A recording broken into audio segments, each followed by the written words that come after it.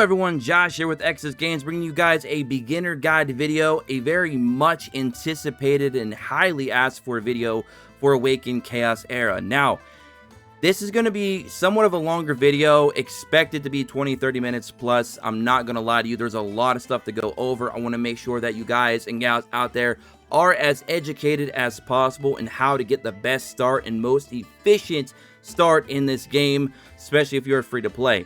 Now, if you are a casual spender or a whale, some of the things that I say you may or may not need to utilize. However, if you are free to play, I would highly pay attention because there's a lot of valuable information that I'm going to give you. Now, I've participated in multiple closed beta tests for this game. Currently, at the recording of this video, this is the fourth and final closed beta test for Awaken Chaos Era, if I can speak. Sorry, guys and gals. Before the actual official release. The official release will be happening sometime this year. I don't know if it's going to be a couple months out or a little bit longer or maybe even sooner from the recording of this video. But however, we are currently in the final closed beta test. So with that said, before we get started, there may be a few things that change between now and then because across all 4 different closed beta tests, a lot of things have changed in the game. The core dynamics and functionality are pretty much have been the same. They've been pretty much streamlined across all the betas. However, some of the characters that we might talk about and give advice for, especially in using like a beginner team, that'll go pretty deep into the game for you. Some of those things may change, so make sure you definitely pay attention for whenever, you watch this video and what version of the game you're playing, if those changes may have occurred, to kind of just adjust, pivot a little bit, and then you should be okay. But yes, I just wanted to kind of get that out of the way because I know a lot of people, they wanted this beginner guide, but I was like, maybe I should wait for release. But I guess I'm going to go ahead and make it now since I'm pretty well educated, done a lot of research, and have a lot of knowledge in this game, speaking between whales, free-to-plays, a lot of the vets that have been playing all the main betas. So there's a lot of information here in this noggin that I'm hoping to share with you guys and gals out there, and hopefully you can take this information and go and explore the game of Awaken Chaos Era without too much trouble and get pretty far for, all the players out there that hopefully need it. So, let's go ahead and get into the beginner guide. So, we are going to be talking first about what units that you might want to utilize early game. Now, there is some really great units out there.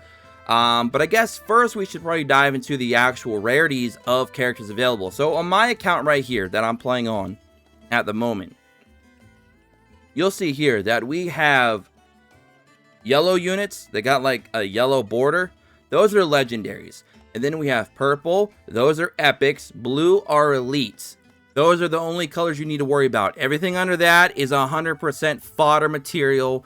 You're going to be using those to feed into the other units, to star them up, and that's all you're going to do with those. You're not going to use those as, your team at all, ever, in no situation, because they're all weak, they lack a lot of abilities, their stats are way, way too low, they're just absolute useless. They're built to be for fodder and fodder only. So, now that we have cleared that up, what kind of units are available early game? Like units that you don't even have to summon for that are utilized in this game very well and can be used as a free-to-play going forward.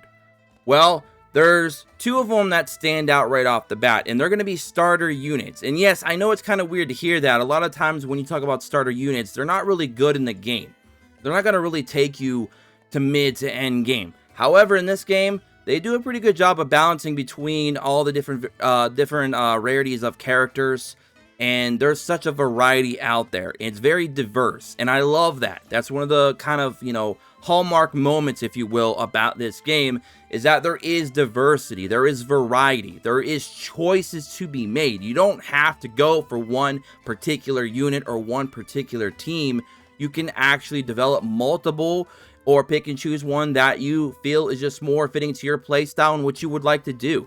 Because at the end of the day, it is your account, it is your experience, your journey, and you want to make it fulfilling and enjoying to yourself.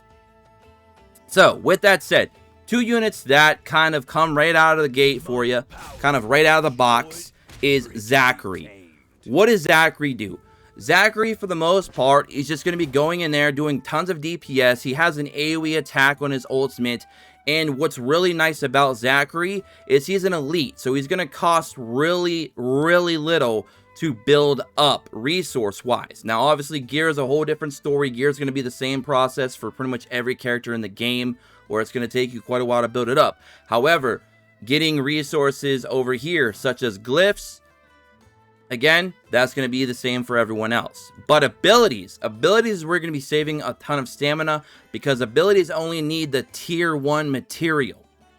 Whereas epics, they need the tier 1 and the tier 2, and legendaries need the tier 2 and the tier 3. So you're talking higher dungeon stages, higher EXP needed and required to build up those units. And you definitely want to skill your units up, because you want to get those skills maxed out to make the most out of your character and to get the most efficient runs possible, to not only save you time, save you stamina, but also save you a headache. You know, your mental health is important, so we definitely want to keep that all in mind. Like I said, gear and glyphs, those are going to be pretty much the same process for everyone. But the ability, that's where you're going to be saving a ton using elite heroes versus epics and legendaries. Now, I'm not going to lie to you, there is not a lot of elites that are actually worthy of being built up, especially for early game. But Zachary is amazing. And when he does kill an enemy, he attacks again. And if he kills another enemy, he'll attack again. And his attack that he does off of a kill is an AoE. So it's very, very nice for story clearing, for tower clearing, for doing PvP. He's just a very versatile and amazing unit, especially being an elite. His stats are also fairly reasonable as well. You can see here, if you go to info, you can see that characters are graded by their stat. You have A, B, C. You also have S, S being the highest currently in the game. Being an elite, getting an A on an attack and 2 Bs is actually very, very good.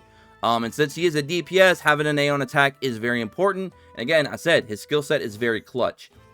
So, another elite unit that you actually start the game with, that's very, very good. Let me see if I have her here.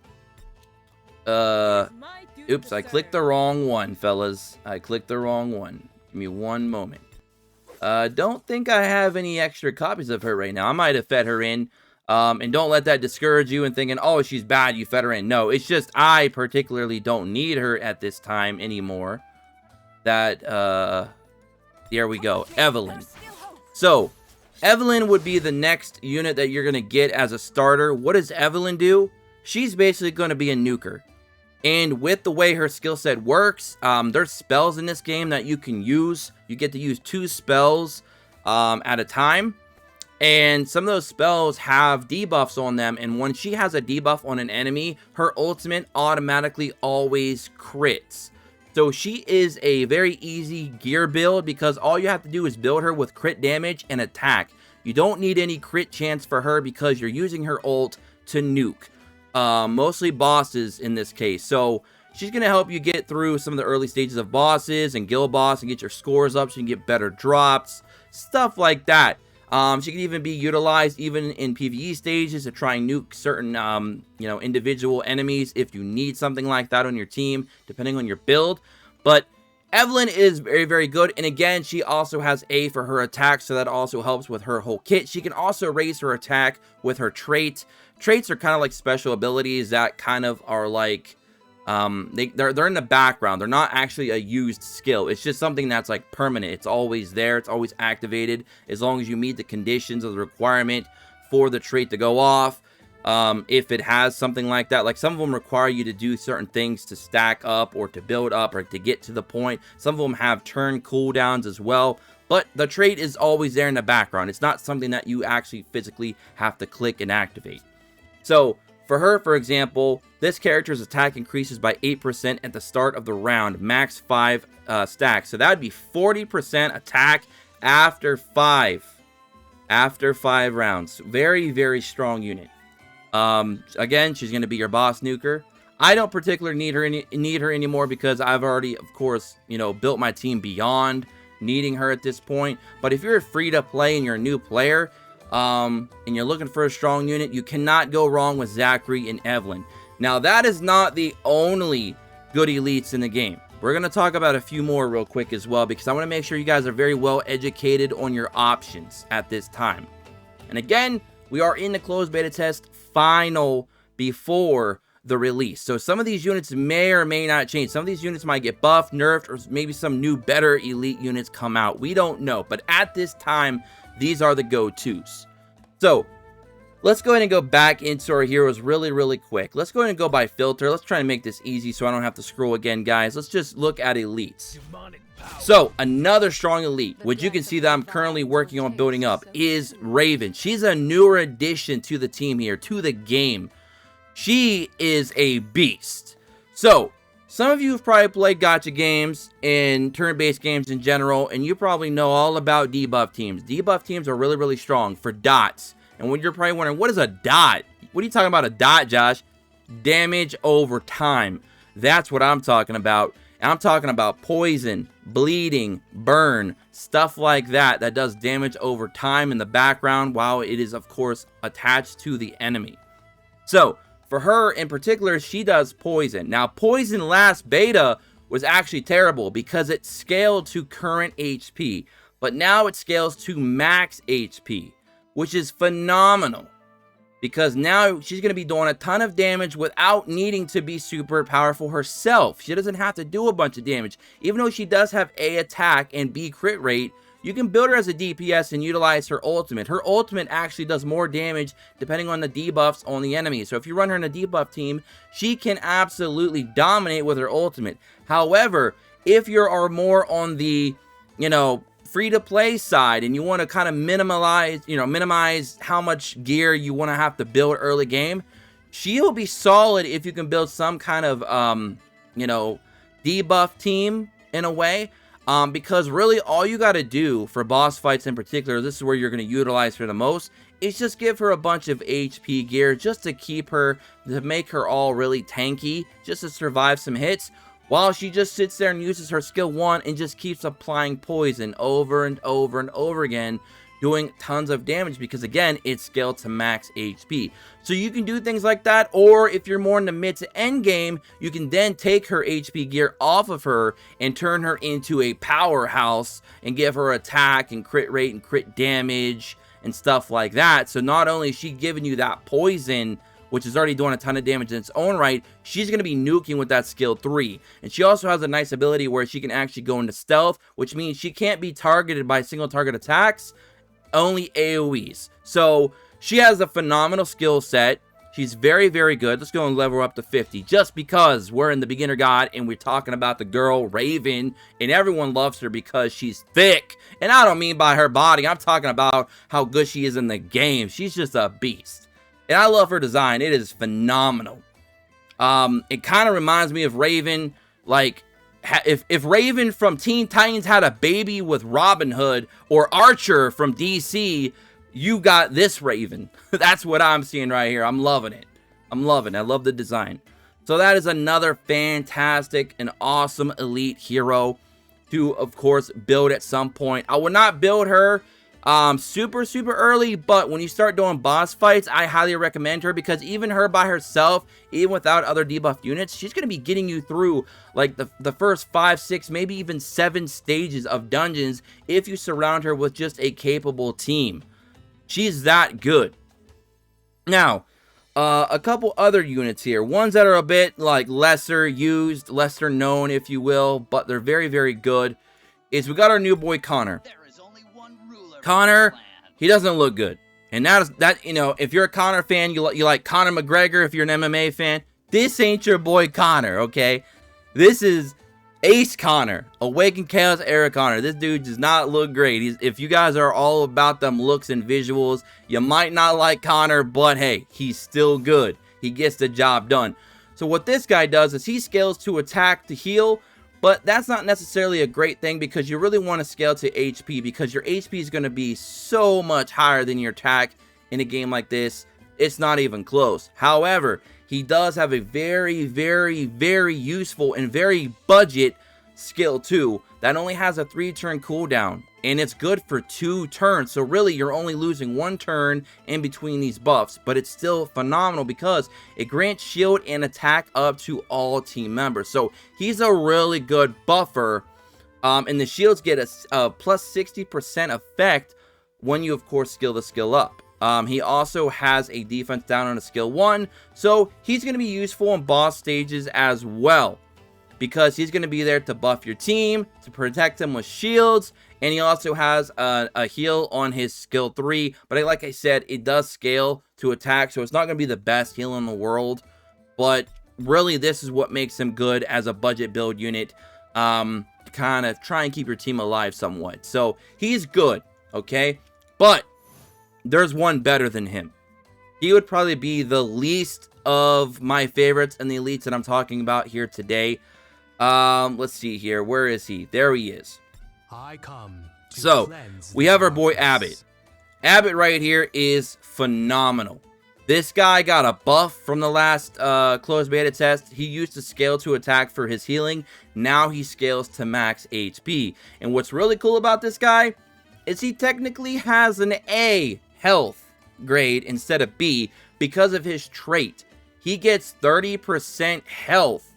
So his health is actually well beyond the 442.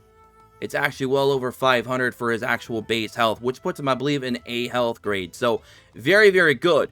And all of his skills scale to HP, his max HP, and this is probably one of his better skills. Heals all your team members and removes 1 negative effect, which means he has a built-in cleanse.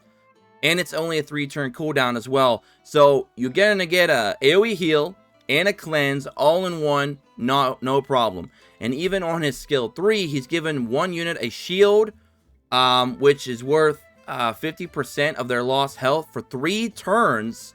And then heals the team member. Healing scales with his character's max HP, plus an additional 15% if you max the skill out, and it becomes a 5-turn cooldown. So it's very good. And to really help your team out in boss fights, he also has a nice little attack down. Obviously, the percentage to go off is kind of low, but when it does, hey, it's an attack down, 30% attack decrease, not bad. And in case some of you are wondering what the trait plus whatever means, what's the ascension level, if you go to your ascend here, this is where you feed in your dupes. So I kind of guess we're going to be transitioning here briefly to dupes. So you can feed in 6 dupes into every unit in the game, and you cannot go beyond the star level your character already is. So right now, this Abbott is 2-star. I could not feed 3 dupes in. I can only feed 2 in. And you'll see here, there will be a special ascension. This will be where you upgrade the trait to max it out. And sometimes it'll be the 2nd one. Sometimes it'll be the 4th or 5th one. So you're going to have to look at what units need how many ascensions, and if that ascension is breaking for you, like game breaking, if you will. Like, if you don't have that ascension, is that character going to be useful or not? Because some characters, you can get away without ever needing really their ascension trait for a while. Some of them, you need them ASAP, or they're just not going to be feasible units. So definitely make sure you pay attention and look into those before you start investing into characters, because you want to be very mindful of your resources, because you're not going to have unlimited resources. You're going to have to grind a lot, no doubt, but your resources are going to start to slow down. You're going to get that initial jump like you tend to when you play games, but eventually it's going to start to slow down and slow down and slow down until eventually it starts to become very, very rare and scarce. So you want to be very careful when you invest into, guys. That's why I'm giving you guys a very deep and detailed list of characters that you can play around with early game. So if you're looking for a healer, Abbott's the way to go. Connor's okay, but I still prefer Abbott, to be honest. Like I said, Evelyn, super amazing nuker DPS. And then you also have Zachary, which is by far the best elite in the game, just because he's just fantastic overall. You can see I even invested quite a bit into him already. You're going to see a lot of people in this game running Zachary's maxed out with crazy good gear because he's that good. And then Raven, like I said, she's a newcomer to the team here, but she's phenomenal in her own right. She can be used mostly for bosses, though. So those are the elites. Those are some fantastic elites to play around with. And I don't really want to talk too much about the epics and the legendaries. I'll save that for like a tier list video if we ever get to one of those soon, or maybe I'll write an article about that and put it on the website when I get that website done. But yes, the tier list, that'll showcase more on what, you know, how good some of the epics are in the legendaries. But that's going to take a little bit of time to make because a lot of changes have happened to the game, and we're trying to do our best to research, analyze, and get the best units possible and bring them to your attention so you guys can go out there, build your favorite teams, and, you know, hopefully have a great and wonderful experience within Awaken Chaos Era. So that is some of the units that you guys can start with, 2 of which, Evelyn and Zachary, you start the game with, so you're going to have those there. You're also going to start with Celine, but she's not good. Just completely disregard her existence, because unless she gets a buff, she's terrible at the moment. So that is some of the units that you want to start with in the beginner guide. In your game from the beginner guide. There we go. Some of the other things that you want to focus on, you're going to be wondering, okay, how do you build up gear? How do you build up your glyphs, which is going to give you additional stats to your character, and they're going to have 5 different levels that you're going to have to complete. We'll go into that real quick as well. We'll talk about that. So if we go over here to glyphs, you'll see right now I'm currently on level 4. Now, this account has been live for just a few days because the final beta just started less than a week ago. And I'm not going to lie, I think at this point I've spent about $20 total. I have not spent very much. So it's not really that much, but there's a lot of people out there that have spent a ton more than me that are way further, obviously. But I didn't want to spend too much because I'm really trying to stay very close to free-to-play as possible, while also supporting the game slightly, because I do enjoy this game and I definitely want to see it succeed, and I want to share my experience with all of you out there. So if I'm happy and I'm enjoying myself, I don't mind spending some money, and I think a lot of people out there feel the same. But anyways, so glyph level 4 is where I would recommend all of you out there that are free to play to stop farming glyphs. Do not go for level 4 and level 5 early game. Don't even do it in the first week. Don't even do it in the second week. Matter of fact, I would argue to maybe not even do it for the first month, because these will cost you a ton of stamina. And I mean, when I say it a ton, I mean thousands of stamina, because the drop rates for glyphs right now are very, very low. And you have to be very, very far in story to get the best drop rate. For example, glyphs level 4 plus, you're going to want to farm these bad boys in Mystic difficulty of story, which, by the way, is the 3rd difficulty and the highest difficulty currently in story mode, which means you have to beat all of story on normal, hard, and then get to Mystic. So a lot of you out there, especially if you're free to play, you're not going to be talking about Mystic anything for quite a while. There's also a trial tower in this game as well that has 3 different difficulties, and Mystic is also in that one as well, and each tower difficulty has 100 floors. So that is 300 whopping floors to climb. So you're going to see the word Mystic pop up a few times in this game, but a lot of you free-to-players won't have to worry about that for quite some time, because it will take quite a while to be able to build up your units, build up multiple units for multiple teams, and even capitalize on some of your friends to support you to kind of climb through some of those story stages. So that's stuff that you really just don't want to focus on early. Glyph level 4 and 5, leave them be for the first couple weeks to a month before you start working on them. They give you amazing stat bonuses starting at 4 to 5, but again, you're talking thousands of stamina. Now gear. Gear is going to be another big thing. Where do you farm gear, Josh? What's going on? Well, you used to be able to farm gear very, very well in the trails, which I'll show you where that is right now. We have a dungeon, and then we have the endless trail. This bad boy used to be the go-to place, and I mean the go-to place for anything gear. Unfortunately, they took that method away, and they're pushing for more farming within the gear dungeons, because technically this bad boy made gear dungeons kind of obsolete. So now you have to go in here and farm the various gear dungeons. You can see here we have Roaring Tulpa, which is by far probably the most favored and popular, because it has 2 very strong sets of gear. Technically 3 if you want to include the crit gear. So we have the Terra set, which is giving you HP, which is only a 2-piece set, which can be stacked up to 45%. Same with the Raider set for speed. And you guys know how PvP usually goes in these games. It's speed, speed, speed. And then eventually it becomes tank, tank, tank. But for now, it's speed. And then we also have the Rage set, which again, I said is 20% crit, which is phenomenal for a lot of DPSs. So some units will want to capitalize on the, the crit rate, and then you can try and get the attack on the substats. So you can go that route, or you can try and farm attack gear, which I believe is down here, the Witch of the Wind. Yes, it is. You can see the attack gear right there, Warrior set. So you guys get the idea. This is kind of where you're going to be farming your gear. Now, the sad thing is, at this moment anyways, they might change this, is you're not going to be getting the best gear farms until you're at least stage 9 or higher, because unfortunately stage 8 and lower is still dropping 3-star gear, and 3-star gear is just not good. You don't want to invest into it. But stage 9 and onwards, they start dropping 4+ star gear. 11 is by far the best, because then you start getting into 6-star gear. That's when you'll first see it. 6-star gear, stage 11. But that's going to be a long ways away. There's going to be some nice cheese strats and some really cool teams that you can build to try and get through these as best as possible for the lowest amount of resources needed. But those are going to be for later videos. But you guys get the idea. This is where we're going to be farming a lot of your gear. Hopefully they do more gear events like they are currently on the beta.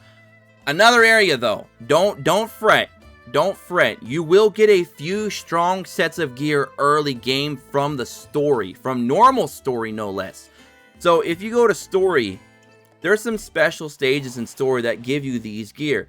So if you see here, we're on Mystic. Let's go ahead and go back to normal. So in normal mode, you'll see that there is stages in each chapter that have an S in them. They'll say like S1, for example.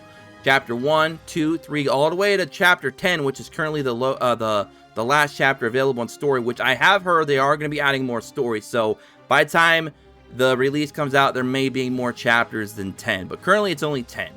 But there are S stages, and these S stages give you rewards for gear, and usually they're very, very good. And the further you get normal story on those stages, the better the gear you get. You get some really good 5-star sets and some 4-star sets that are legendary as well, like HP and attack and even the Rage set, stuff like that. So there's a lot of sets that are available that you get from story that you're going to use to invest into your core team, your 4 units. And by the way, please, I'm begging you, when you develop your team, try to stay the course. Don't go off and be like, I wonder what unit can do this. I wonder that unit looks cool. Let's build that unit up and try it out. Don't be that person.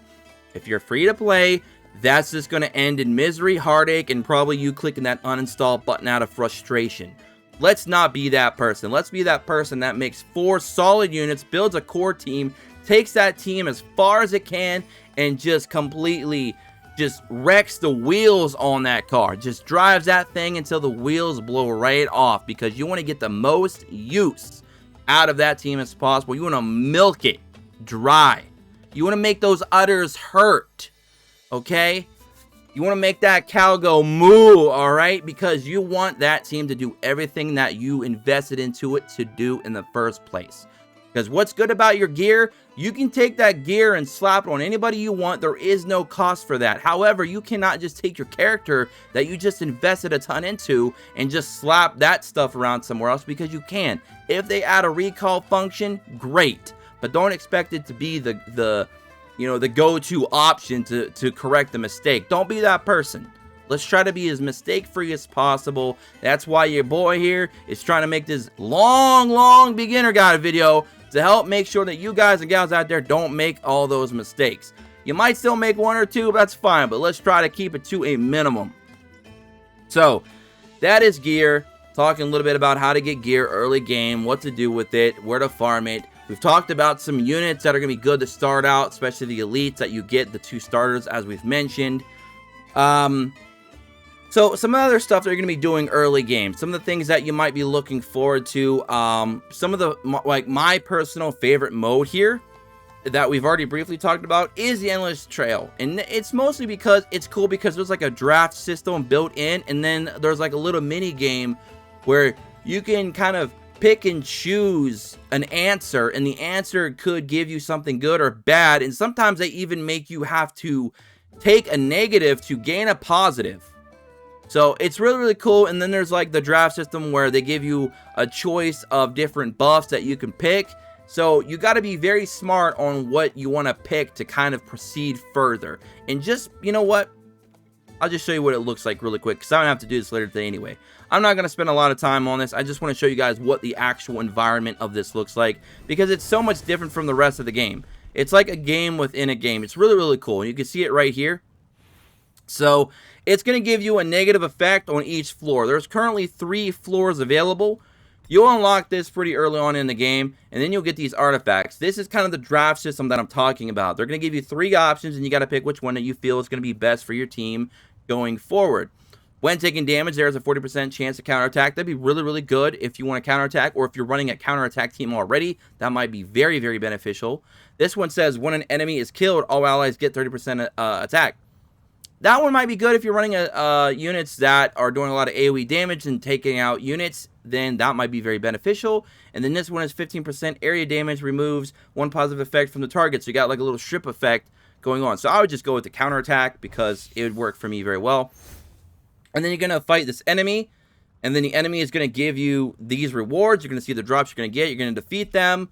And then you're going to move on, and you're just going to go, etc., etc. Some little special things on the map, like healing, some bonfire will give you some HP. There's like a shrine that allows you to revive 1 dead hero. Then you have this recruit here. We can just recruit various units. We're going to go ahead and recruit our boy Dark Nicholas, just for the sake of it. You may or may not even use those units, depending on how well your team is built and what the actual negative effect is of the area. But you guys get the idea, and you just go through there, and there's 3 floors, and you get various rewards, and they do that every 2 days. It's just a fun little mode. It's fun to play. It's something to kind of just chill and relax. It doesn't take stamina. It's fun. It's a fun little mini game within a game. It's cool. Then you have the Void Tower, which gives you various rewards. I mean, like I said, it goes all the way up to floor 100, which we'll show you right here. And you can see all the various rewards and who you're going to be fighting on each floor. There's 100 floors, and there's 3 different towers. So that tells you there's 300 floors you have to climb. Quite a bit of stuff there. There's even a ranking system in there as well. I'm pretty sure I got knocked way back in the rankings. Oh, I'm at 19. I was top 10 for a little bit. Hey, you know, woo, flex in there, little whatever. But you can see here, there's a normal tower, a hard tower, and a mythic. I don't know why I kept saying mystic. It's mythic, but you get the idea. At least I think I said that earlier. Anyways, you have dispatch, which is really cool. You unlock this as well. You can just send off units and get various rewards. I don't want to spend too much time on that. Arcane Dungeon, this is a place that you're not going to spend a lot of time in. This is where you can do friend challenges that you get sent. Party of 3, which you can get these from farming and finding arcane dungeons while you're doing your auto farms. And then you can ask other people to come in and help you beat them. They're not very efficient. The rewards are very random, very RNG based, and they're also very hard to do in some situations. A free-to-play might struggle with those for a while, but eventually you'll be able to start beating them. But they might not be worth your stamina, so you're definitely going to have to pay attention to what arcane dungeons are available and what the rewards are. Maybe do 1 run, see how it goes, and then leave. You know, no harm, no foul.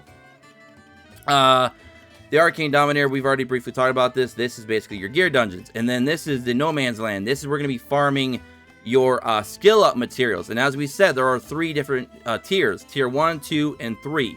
So the higher up, you know, the different tiers available. The lower you go, the lower the materials available. So depending on what you're looking for, you know, go in and do that stage. So if you are building up the elites that we talked about earlier in the game, and I remember I said that they're cheaper to build up, guess what? Look at this.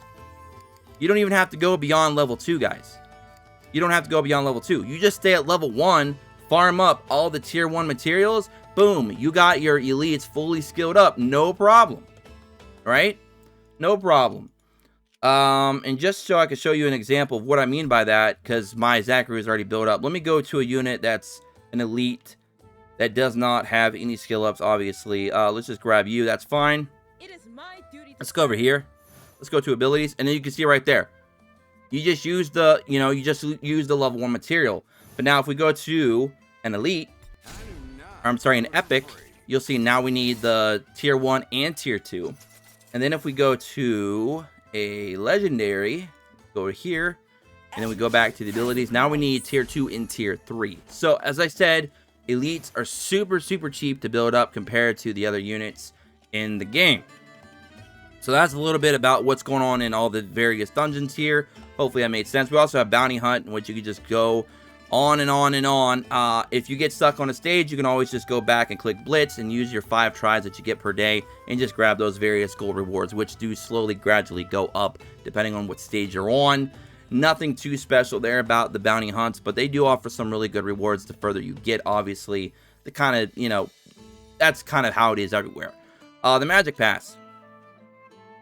We briefly talked about this. I said you could buy the Magic Pass for $10 or $20. Otherwise, you can just use the free version and just get all the free rewards, which is up here at the top. If you've ever seen a Battle Pass in your life, which I'm sure most of you have, it's pretty much going to be this. You know, it's nothing too extravagant or crazy, but the rewards are very rewarding. So for 20 bucks, you get to go up straight up to level 20, and you get to get all these rewards as you go all the way to 50 over time. You can also use your diamonds. I think it costs about 1,000 diamonds or so to completely max this out. So it's not too bad if you really want to go that route, if you're really lazy. But a lot of you, if you're going to be playing this game free to play, you're going to be grinding anyway, so you might as well just let it go gradually and just get your rewards for free. And as I said, if you want to buy the Hero Pass, I've already bought the $10 one. As I mentioned, I've spent about $20 total in this game so far. Not too much, nothing to brag about, but I'm definitely not free to play technically. I figured, because earlier on in the game I spent $1 and everybody was ragging on me. It's like, Josh, you can't be free to play no more. So I was like, you know what, screw it. I'm just gonna go spend a little bit more money, get a couple things, and get the Elite Battle Pass and say the heck with it, because I kind of do want all the rewards from the Battle Pass because they're almost too good to pass up. But you don't have to get it.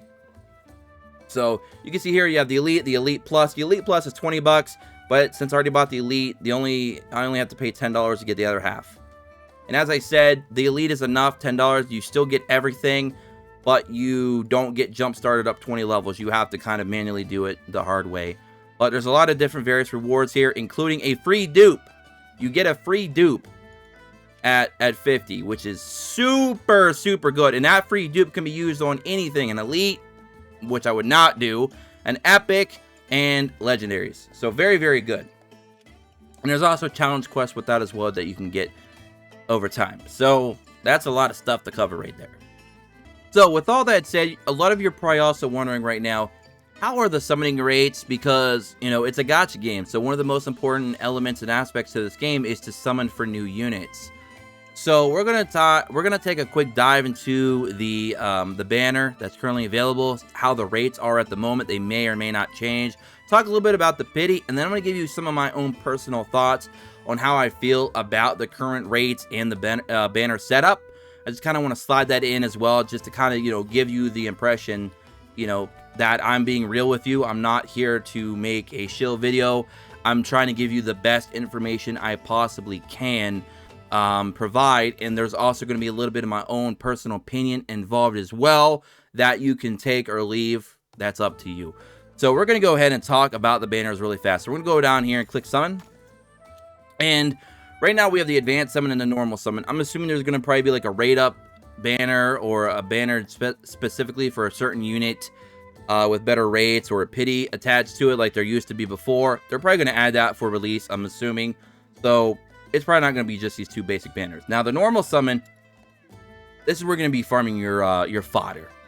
And you're going to get a lot of these little blue crystals by doing various things throughout the game. So you're going to be able to farm up a lot of those and summon for a lot of fodder. Now, those fodder can still drop an elite. There is a percentage to drop an elite. As you can see here, it's 2% chance to drop elites in these summons. So it's not all fodder garbage. You might get a good elite in there that you might be missing a dupe of. But the advanced summon, this is where the meat and potatoes is right now for summoning. So you go down to summon details, you can see here the legendary rates are 1%. Epic heroes is 10%, elite heroes is 89%. Now, there is a built-in pity. Unfortunately, there is no epic or better per multi. I feel that that needs to be something added. I feel like there should be a pity for a multi of at least one epic hero, because you want to at least feel like you've gained something. You don't want to get a whole multi of elite heroes and all your elites are already completely maxed out and you have no need for them. Now they're just fodder. Because those fodder aren't just fodder. You still have to level them up, feed them in to star them up, and then feed them in again and level them up again, rinse and repeat to get your other units to 4, 5, and 6 stars. So, me personally, you guys can let me know what you think in the comment section below if you are watching this part of the video. What do you think about that, having at least one epic per multi? Now, let's talk about the actual legendary pity that's built in. So, when you get to 70 summons without pulling a legendary, at the 70th summon, you start gaining a 0.5% rate. So, your 1% now becomes 1.5%. And that'll happen all the way up to 90.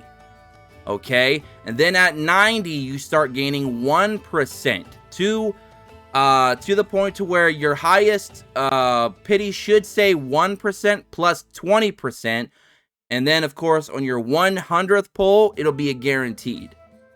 So at 99, you should be at 21% rate. But it doesn't matter because at 100, you're going to pull the legendary. It's not going to be a selective legendary. It's just going to be any random legendary that's available in the banner. So that is how the pity works. So every 100 pulls, no matter what, you're going to be pulling at least one legendary. And you can see here that some of the legendaries that are available in the game, I believe they're all in there except for Holy Yolanda, which is probably a good thing because I saw Holy Yolanda's skill set and she's absolutely broken. Probably the best character in the game if she was available. So it's probably a good thing she isn't. But I'm pretty sure everyone else is in there. Maybe not 1 or 2 units, but I'm pretty sure they're mostly in there, or if not all of them. Then we have the epic hero list and then the elite hero list. You can see right now there's quite a collection of of characters already available in the game. So that's going to be good for people who are starting out and you're looking for a lot of varieties and decisions to make and options. You're going to be getting a lot of that. Now, I will say you're going to be getting anywhere between 80 and 100 summons within the first day to 2 days if you grind the game very, very hard. There are a lot of different things available to do that, and that's not including any coupon codes or pre-registration rewards that they might offer at release. I'm just talking strictly from farming up the story, doing a lot of different quests. You can see we have quests here. There's quests for daily, weekly, and achievements. So, lots of cool stuff there available. But I think that pretty much wraps it up, guys. Hope you guys enjoy. Don't forget to subscribe, take notifications, let me know if this guide was very helpful for you. Hopefully we covered everything in great detail. If I missed anything, I'm sorry. I'll try to cover in further videos. Until then, peace.